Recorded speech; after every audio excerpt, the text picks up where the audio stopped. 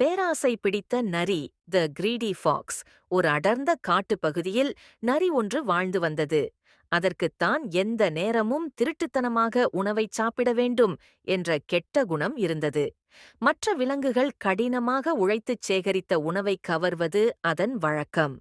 ஒரு நாள் அதிகாலையில் நரி ஊருக்கு அருகிலுள்ள ஒரு விவசாயியின் தோட்டத்திற்குள் நுழைந்தது. அங்கே கிணற்றுக்கு அருகில் தண்ணீர் பிடிப்பதற்காக ஒரு பெரிய பானை நிறைய தயிர், கர்ட், வைக்கப்பட்டிருந்தது. தயிர் பானையை பார்த்ததும் நரியின் வாயில் எச்சில் ஊறியது. ஆஹா, இன்று விருந்துதான் என்று மனதுக்குள் நினைத்துக் கொண்டது. நரி தனது ஆவலைக் கட்டுப்படுத்த முடியாமல் பானைக்குள் தலையை விட்டு தயிரை குடிக்க ஆரம்பித்தது. உள்ளே தயிர் அதிகமாக இருந்ததால் நரிக்கு குடித்துக்கொண்டே இருக்க வேண்டும் என்ற பேராசை அதிகரித்தது.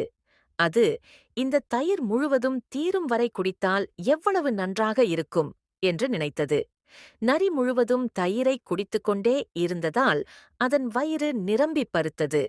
மேலும் பானையிலிருந்த தயிரின் அளவு குறைய குறைய நரியின் தலை மட்டும் உள்ளே இருந்தது. அதன் உடல் முழுவதும் பானையின் கழுத்தில் சிக்கிக் கொண்டது.